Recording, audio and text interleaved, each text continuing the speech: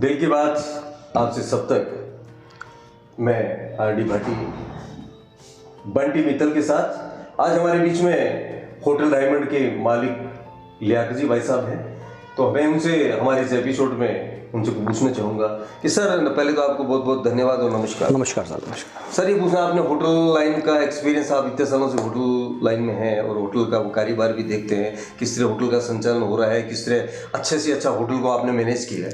तो मैं कहना चाहूँ तो युवा पीढ़ी है कुछ जो होटल के क्षेत्र में आना चाहती है, वो होटल का काम करना चाहती है, होटल का ग्रोथ करना चाहती है, लेकिन उनको अपना एक्सपीरियंस दीजिए कि वो क्या करें। सर, सबसे पहले कहूँगा कि युवाओं को होटल लाइन में आना चाहिए। होटल लाइन में पैसा भी है और सेवा भाव भी है। इसमें आपको व्यापारी मिलेगा और लोगों की सेवा करने का मौका भी मिलेगा। होटल को आप अगर पैसे नहीं हैं तो अपने घर से स्टार्ट कर सकते हैं, उसको विश्राम गृह के रूप में, पेइंग गेस्ट हाउस के रूप में, गेस्ट हाउस के रूप में, और आपके पैसा ज़्यादा है तो आप उसको होटल के रूप में भी इस्तेमाल कर सकते हैं। 2 कमरों से 4 कमरों से कर सकते हैं। आपको इनकम ग्रोथ बढ़ानी तो अपना उसमें किचन डालना छोटा सा, और भी कई रूप में इसकी इनकम बढ़ाई जा सकती है। इनकम बढ़ाई जा सकती है, वो वहाँ तक तो सेम, लेकिन होटल का एक्सपीरियंस आपने जिस 25 सालों का एक्सपीरियंस बताइए, क्या उसमें आपको उतार मिले, क्या उसमें चढ़ाव मिले, या आने वाली युवा पीढ़ी कम से कम उसके ग्रोथ को देखकर उन चीज़ों के वैल्यूनेट कर सके। सर, उतार चढ़ाव तो ये रहा इसमें कि बहुत अच्छा व्यापार है, पर क्या हमें गवर्नमेंट सपोर्ट नहीं करती। जैसे इतनी बड़ी इंडस्ट्रीज होगी तब भी हमारे से कॉमर्शियल बिल लिए जाते हैं, वो बिजली के रूप में हो, पानी के रूप में हो, और भी कई रूपों के अंदर हो। जबकि और हमारे छोटी छोटी इंडस्ट्रीज है उनको इंडस्ट्रीज के रूप में बेनिफिट दिए जाते हैं, सब्सिडी दी जाती है, हमें नहीं दी जाती। ये तो हमारे कुछ लॉस है। अब फ़ायदे ये हैं कि ये आप अपनी खुद की प्रॉपर्टी से व्यापार कर सकते हैं, जो ना सड़ती है ना गलती है, उसको आप मेंटेन रखें, उसका डेली रिटर्न मिलता है आपको, कैश के रूप में मिलता है, उधार के रूप में नहीं मिलता। तो इस व्यापार में आदमी को आना चाहिए, मैं कहूँगा युवाओं को भी आना चाहिए। जी जी जी। एक पर्यटन की बात चलती है कि पर्यटन स्थलों पे जब बाहर के मुसाफिर आते हैं, बाहर के लोग यात्राएं जाते हैं, देखते हैं, तो मैं एक जो पर्यटन स्थल की जब बात चलती है जहाँ पर कुछ परसेंटेज का इनको सब्सिडी भी मिलती है, क्या होटलों को किसी तरीके की सब्सिडी नहीं दी जाती? नहीं, अभी होटल लाइन में खाली आश्वासन मिला है, सब्सिडी नहीं मिली अभी तक हमें। मतलब सरकार ने आश्वासन दिया है कि सब्सिडी देंगे। हाँ, हर गवर्नमेंट आती है, हर बार आश्वासन मिलता है कि साहब आपको सब्सिडी मिलेगी, पर उनकी शर्तें इतनी हार्ड होती है कि छोटे बजट वाले, विश्राम गृह वाले, गेस्ट हाउस वाले उसको पूरा नहीं कर सकते। जी जी जी। तो इसका बेनिफिट सिर्फ जो धन्ना सेठ है, बड़े लोग हैं, उन्हीं को मिलता है।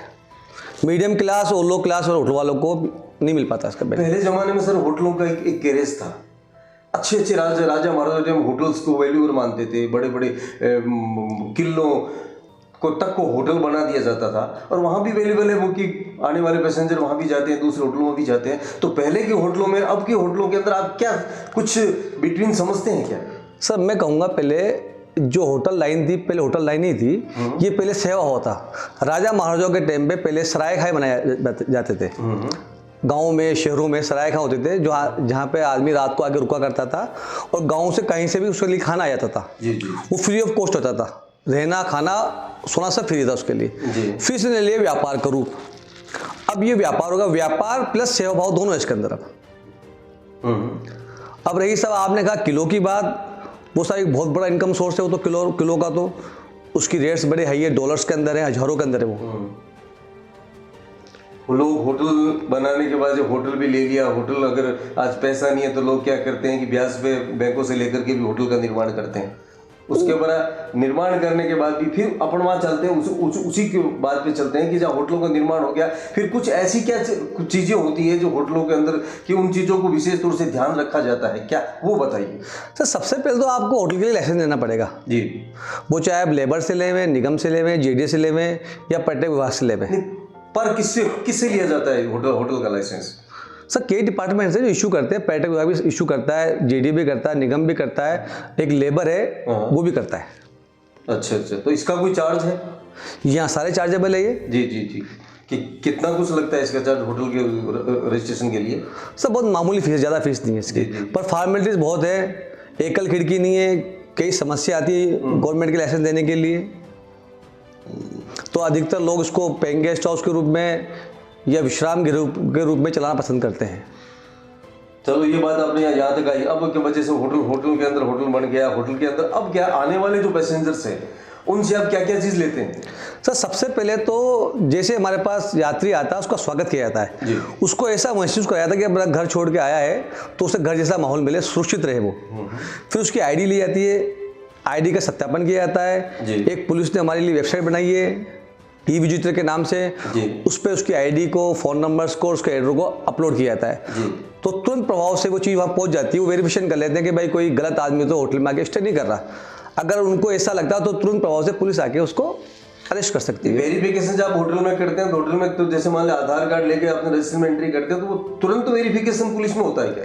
जी हाँ, तुरंत हो जाता है। उनकी खुद की वेबसाइट है ई विजिटर के नाम से। नहीं तो आप उस वेबसाइट में उसको डालते हैं क्या? जी हाँ, डालते साहब। मोस्टली सभी होटल डालती है, करीब करीब, और डालना चाहिए। उससे हम सुरक्षित है। पुलिस अनावश्यक आपके होटल में जांच नहीं करेगी आके, क्योंकि ऑलरेडी आपने उसकी आईडी भेज दी है।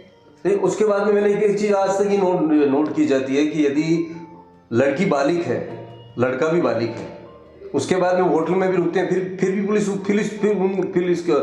फिर तंग क्यों करती है? सर ये तो कानून बना हुआ है कि साहब आप लिव टुगेदर रह सकते हैं, बिना शादी के साथ रह सकते हैं, आप बालिग है तो आप कहीं भी आ जा सकते हैं। पर पुलिस कहती है इससे समाज खराब होता है। तो 12 अगर समाज से तो संविधान के अंदर तो सरकार ने उनको दे रखा है कि यदि आप 18 साल के ऊपर की उम्र है तो आप you can do free with your sir व्यापारी आदमी पुलिस से टेंशन लेना पसंद नहीं करता, तो मोस्टली हम लोग बिना मैरिज के लोगों को रूम देते नहीं है। बिना मैरिज के रूम देते? जी हाँ। अगर मैरिज है 18 प्लस है तो ही रूम दे पाते हैं, ना रूम देते नहीं। सर 18 प्लस की मैं बात करना चाह रहा हूँ। अगर 18 प्लस है और वो घूमने आए हुए हैं, वो कोई रिलेशन हो सकता है सर। 18 प्लस है, मैं 18 प्लस हूँ, आप 18 प्लस अगर वो कोई हुआ है तो मैं अपना, जैसे आइडेंटिटी कार्ड की बात चली है, अपना वेरिफिकेशन की बात चली है, आईडी की बात, अपना वो जब देने के बाद भी फिर ऐसा क्यों होता है? सर लोग डरे में, प्रशासन से डरते हैं कि साहब कोई इन्फेक्शन जांच नहीं आ जाए, कोई इंक्वायरी नहीं हो जाए, तो डरते हैं होटल वाले। फिर आप वही बात को अपन चलते हैं, होटल का एक्सपीरियंस हुआ, इसके बाद होटल बना, आने वाली चीज़ों को आपने दिया, पर्यटन स्थल विभाग भी इसी तरह लगा हुआ है, वेरिफिकेशन भी होता है। लेकिन अब युवा हैं जो होटलों में आते हैं, रूम्स भी लेते हैं, और उसके बारे में अब उन बॉलीवुड को, फैमिलीज को क्या कहेंगे?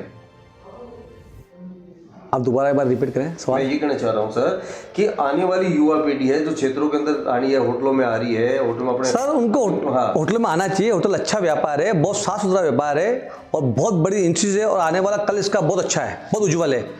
अभी पर्यटक खूब बढ़ रहा है। जी जी। यहाँ तक कि जयपुर में इतनी होटल होने के बाद भी 31 दिसंबर के दिन बहुत मारामारी थी। जी जी। लोगों को रूम नहीं मिले, यात्री बड़े परेशान रहे। होटल बढ़ना चाहिए, बहुत साफ सुथरा व्यापार है। आईडी लेके काम करें, बिना आईडी काम नहीं करें। आप कैमरेस लगाएं, पार्किंग में लगाएं, अपनी लॉबीज में लगाएं, फ्रंट काउंटर पे लगाएं, कानून का पालना करें। बहुत अच्छा व्यापार है। तो नमस्कार। फिर वही बात चलिए कि होटल के बारे में आपने लियाकत जी ने बताया कि सबसे पहली है कि आने जाने वालों के जो प्रशासनिक स्तर पर जो भी डॉक्यूमेंट है वो पर वहन करें, और युवा पीढ़ी से इन्होंने यही बात कही है कि युवा पीढ़ी को होटल लाइन में आना चाहिए और अच्छा काम है और अच्छा काम ही करना चाहिए। नमस्कार। नमस्कार साहब।